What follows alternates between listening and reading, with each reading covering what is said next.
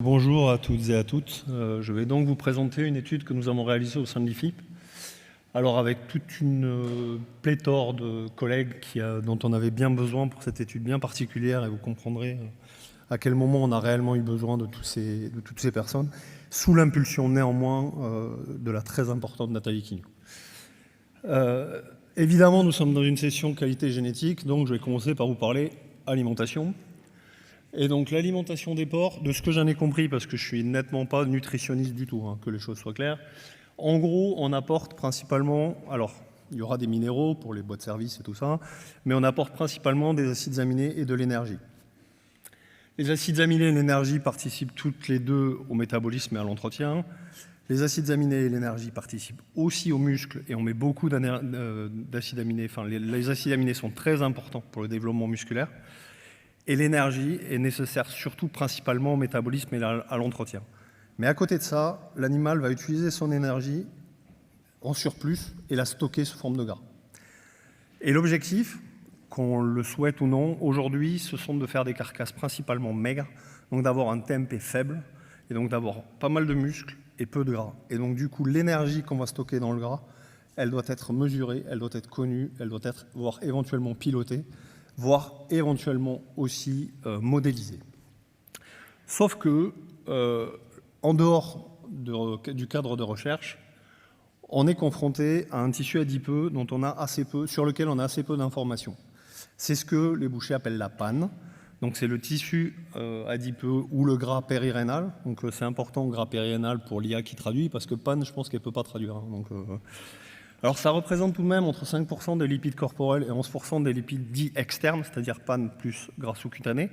Et c'est une zone, c'est un tissu adipeux qui est situé à l'intérieur du coffre de la carcasse ici. Et en général, lors de l'abattage, c'est enlevé avant la pesée fiscale, donc avant la mesure du TMP, et ce n'est pas compris dans le poids de la carcasse chaude ni froide. De ce fait, lorsqu'on a une mesure de composition corporelle commerciale, on n'a aucune idée de ce tissu adipeux et donc de cette réserve d'énergie qui a été stockée par l'animal. Et donc ça pose quelques problèmes à nos nutritionnistes. Du coup, la question, c'est quelle est l'incidence de ce retrait de la panne de la carcasse sur l'estimation du taux de muscle et quelle pourrait être l'incidence de cette panne si on la prenait en compte dans la composition corporelle de l'animal. Donc pour ça, pour y répondre, il nous fallait déjà mesurer les compositions corporelles de l'animal. Donc pour ça, on utilise la plus belle machine qui soit, à savoir le tomographe à rayon X. Bon, il y a l'IRM aussi, mais c'est plus compliqué quand même. Et donc on l'utilise appliqué à des demi-carcasses sur lesquelles on n'a pas retiré la panne à l'abattoir. Alors sur le papier, ça c'est simple, mais on va voir que c'est un peu plus compliqué.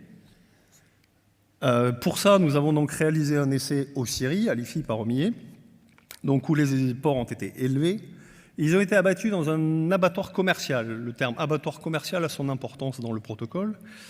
Et ensuite, ils ont été scannés par tomographie RX. Donc, sur le matériel et méthode, nous avons choisi, ou plutôt, nous avons profité d'une bande de porcs avec une composition corporelle dès le départ que nous voulions extrêmement hétérogène, c'est-à-dire avec une grosse variabilité de composition corporelle. Donc, il y a 219 porcs dans cette étude. Ils sont issus de 4 populations. Alors, les 4 populations qui sont croisés, bien sûr. Il y a 2 croisements. Donc, ce sont à chaque fois des truies large white landrace. Et il y a un croisement avec des verras porcs de piétrin, donc qu'on appellera les XPP dans les diapositives. Et on a un croisement avec des verras du roc qui sont plutôt gras. Donc, un croisement XDU. Et bien sûr, à côté, nous avons 2 types sexuels, les femelles et les mâles entiers. Alors, évidemment, on pourrait nous dire qu'on aurait pu avoir aussi des mâles castrés, ça aurait encore ajouter l'hétérogénéité, mais sur ce protocole, nous n'en avions pas. Et à côté, il y avait 2 conduites alimentaires, donc déjà tous les animaux étaient en ad libitum, c'est quand même mieux quand on veut encore plus qu'ils déposent du gras.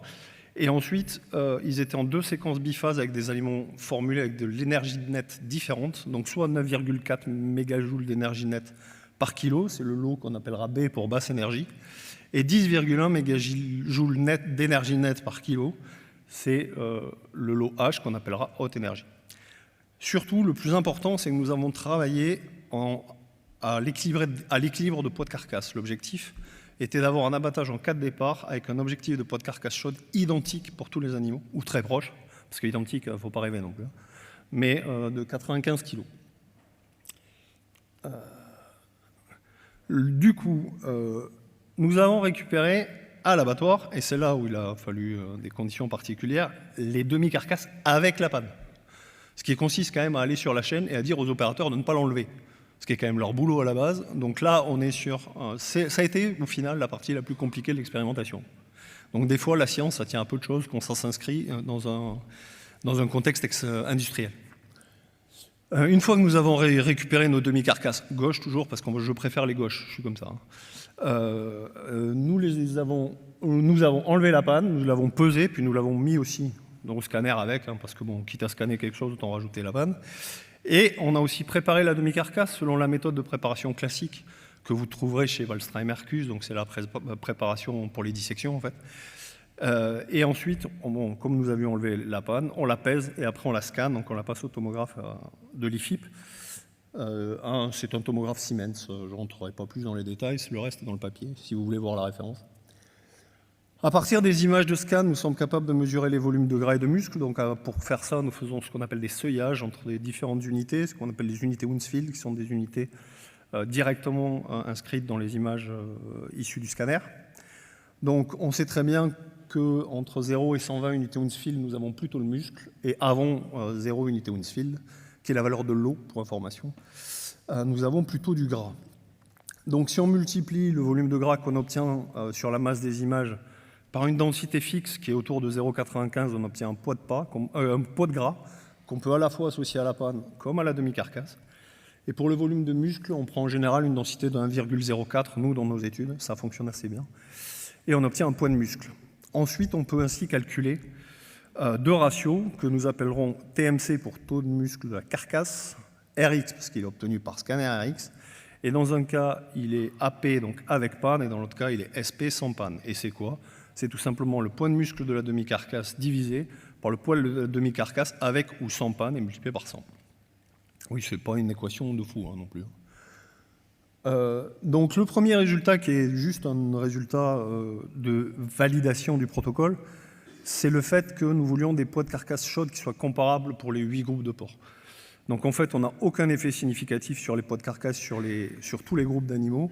Et vous voyez que nous allons en gros, en moyenne, en fonction des groupes, entre 94 et 97 kg. Donc pour avoir visé un 95, on a été plutôt pas mal, parce que sachant que ça, c'est pas toujours très évident d'avoir un poids idoine. La suite, c'est vérifier la variabilité importante dans l'échantillon de la composition. Donc là, on se base sur les poids des tissus. Donc sur le poids de la panne, la variabilité est non négligeable quand même. On obtient entre 0,4, donc 400 grammes, jusqu'à presque 1 kg de panne en moyenne, en fonction des lots. Sur le gras de la demi, donc le poids total de gras de la demi-carcasse, nous allons de 8,3 à 12,3 kg. Donc vous voyez, il y a quand même près de 50% de différence entre les deux. Il y a 8, 12, c'est pas mal. Et sur le muscle, évidemment, en fait, en général, quand l'un prend, l'autre perd, ça va de 30 à 26 kg. Donc en fait, on a une grosse variabilité au niveau de l'adiposité dans l'échantillon. On retrouve la même chose au niveau des ratios, forcément. Donc déjà, à la mesure abattoir ImageMeter, on a un TMP qui varie de 58 à 62. Pour ceux qui sont habitués, les valeurs du TMP, grosso modo, elles vont de 58 à 63. Le reste, c'est des gros extrêmes. Donc là, on est quand même assez bien représentatif de la variabilité qu'on obtient sur les compositions observées de manière commerciale. Et au tomographe, alors évidemment, les ordres de grandeur ne sont pas les mêmes parce que les calculs ne sont pas tout à fait les mêmes. Sur le tomographe sans panne, on obtient 70% de muscles pour les animaux les plus maigres et 61%, donc il y a presque 9%, ce qui est assez important, de différence pour les animaux qu'on considérera les plus gras en fait. Et on se rend compte que le fait de retirer la panne, globalement, si vous regardez l'ensemble du tableau, ça consiste à enlever en gros un point, partout. C'est-à-dire que ça réduit un point le TMP, puisqu'en fait on augmente un petit peu la teneur en gras. Mais le plus important, c'est quelle est la relation entre les deux. Bon, voilà. Donc la relation entre le taux de muscle RX avec panne et sans panne est de manière surprenante assez bonne. Donc avec un coefficient de corrélation de 0,999, Ce qui nous permet de dire que globalement, on peut envisager d'avoir une idée du TMP en RX, en tout cas, avec la panne juste en faisant un TMP sans la panne, au scan en tout cas. Et surtout le truc qui nous était le plus important dans ce travail, c'est ce résultat-là. C'est-à-dire quelle est la relation entre le poids de panne et le poids de gras de la demi-carcasse. C'est-à-dire si on enlève la panne, est-ce qu'avec le poids de gras, on peut estimer la quantité de la panne? Alors, d'un côté oui, et de notre côté pas tout à fait. Alors oui, pourquoi? Parce que en fait, les corrélations sont assez bonnes, on va le voir après, on peut faire des modèles. Le problème, c'est qu'il y a un énorme effet significatif du croisement. C'est-à-dire qu'en fonction de l'adiposité qui est capable de supporter le croisement, c'est-à-dire si on est sur du duroc ou sur du piétrin, on n'a pas la même relation.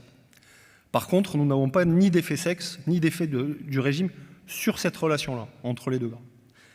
Cela nous permet donc, sur des croisements connus, typiquement ces deux-là, de faire des modèles. Et si nous faisons là les modèles, alors on les a fait de manière basique, on n'a pas fait de validation croisée, des choses comme ça, il faudra pousser un peu le sujet si on veut travailler sur des croisements bien spécifiques. Je pense typiquement pour nous, en standard, on est quand même en général sur du piétrin largeur de Landras, donc plutôt le deuxième modèle. Donc on obtient des modèles de ce type-là, alors je ne vais pas rentrer dans les coefficients, hein, mais en tout cas on a quand même un R carré qui est assez bon, de l'ordre de 0,7, et un écart type résiduel de 100 grammes, quoi. Donc on arrive à peu près à mesurer à 100 grammes près le poids de la panne. Du coup, en conclusion, tout ça pour dire qu'il y a un effet modéré du retrait de la panne sur la valeur du TMP-RX, que nous avons de toute façon une énorme corrélation entre le TMC-RX avec ou sans panne, et que nous avons aussi, c'est surtout ça qui est important pour les collègues nutritionnistes, nous avons la possibilité, à partir du poids de la demi-carcasse, de gras total de la demi-carcasse, d'estimer le poids de la panne et donc d'estimer ces réserves énergétiques qui sont difficiles à obtenir de manière générale. Parce que très clairement, à part dans des abattoirs industriels, récupérer les pannes, c'est compliqué. Et donc, cependant, ce modèle, donc cette équation de prédiction, elle doit être calibrée et elle est dépendante de l'adiposité du type génétique. Donc de fait, si des travaux doivent être menés pour différents types génétiques, il faudra à chaque fois vraisemblablement faire des équations différentes. Je vous remercie de votre attention.